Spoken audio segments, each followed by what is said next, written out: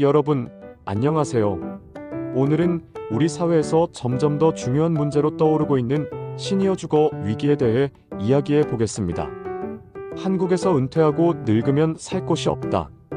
이 말, 과장처럼 들리시나요? 하지만 현실은 점점 이 말에 가까워지고 있습니다. 현재 국내 시니어 주거 시장은 극단적으로 양분되어 있습니다. 한쪽에는 저소득층을 위한 공공임대, 그리고 또 한쪽에는 초고가의 실버타운이 있죠. 문제는 그 사이, 바로 중산층 노인들입니다. 평생 성실히 일했지만 수억 원대의 고급 실버타운에는 들어갈 수 없고, 그렇다고 공공임대 자격도 안 되는 소위 말해 낀 세대가 되어버린 겁니다. 여러분, 혹시 노인복지주택이라는 제도를 들어보셨나요? 원래는 은퇴자들을 위해 마련된 제도인데요. 그런데 현실은 좀 다릅니다. 법적으로는 임대형만 허용되고 분양형은 2015년 이후 불법으로 간주되어 금지됐습니다. 즉, 집을 사서 노후를 준비하는 방식은 막혀버린 거죠. 민간 사업자 입장에서도 제약이 큽니다. 30인 이상 규모로 임대형 실버타운을 지으려면 토지와 건물을 모두 직접 소유해야 하고, 이는 곧 막대한 자금 부담으로 이어집니다. 결국 민간이 쉽게 뛰어들 수 없는 구조가 된 겁니다. 그렇다면 지금 남아있는 선택지는 뭘까요? 대표적인 사례가 바로 삼성 노블카운티 더 클래식 500 같은 고급형 실버타운입니다. 호텔 같은 시설, 의료 식사문화 서비스까지 제공되지만 중산층 입장에서는 월세와 관리비만 해도 큰 부담입니다. 은퇴하고 들어갔다가 생활비 때문에 다시 나오는 경우도 적지 않다고 합니다. 그렇다면 외국은 어떨까요? 해외 사례를 보면 우리나라와는 상당히 다릅니다. 먼저 미국은 독립생활형, 생활보조형, 간호형 등으로 모델이 세분화되어 있습니다.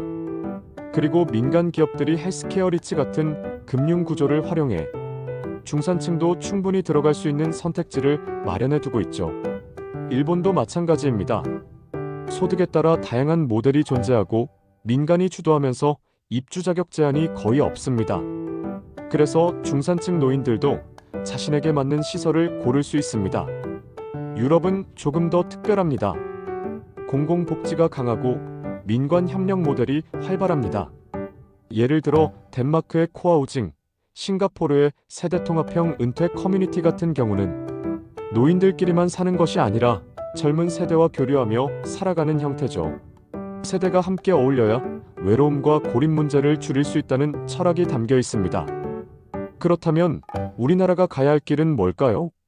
전문가들은 몇 가지 방향을 제시합니다. 첫째, 제도 개선이 필요합니다. 중산층을 위한 주거 모델이 나오도록 규제를 완화하고 민간 사업자가 투자할 수 있는 인센티브를 줘야 합니다. 둘째, 금융 모델 도입입니다.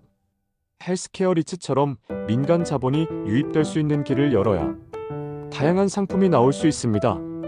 셋째, 공공지원의 확장입니다. 지금처럼 저소득층만 지원할 게 아니라 은퇴한 중산층까지 아우르는 보편적 주거 복지로 나아가야 합니다. 마지막으로 민간 참여 강화입니다. 시니어 주거를 단순한 복지 사업이 아니라 미래 성장 산업으로 키워야 한다는 겁니다. 그래야 기업들도 적극적으로 뛰어들고 결국 노인들의 선택지도 넓어지게 됩니다. 여러분, 지금 우리는 고령화 사회에서 초고령 사회로 넘어가는 길목에 있습니다. 은퇴하면 어디서 살까라는 고민은 이제 개인의 문제가 아니라 사회 전체의 문제로 번지고 있습니다. 이제는 우리 모두가 생각해야 할 때입니다. 노후를 어떻게 준비할 것인지, 그리고 사회는 어떻게 중산층 노인들의 삶을 지켜줄 것인지 말입니다. 여러분은 어떻게 생각하시나요? 노후 주거 문제, 지금처럼 두 극단으로만 흘러가도 괜찮을까요? 아니면 중산층을 위한 새로운 해법이 필요할까요? 댓글로 여러분의 의견도 남겨주시기 바랍니다. 오늘 영상이 도움이 되셨다면 구독과 좋아요 부탁드립니다. 감사합니다.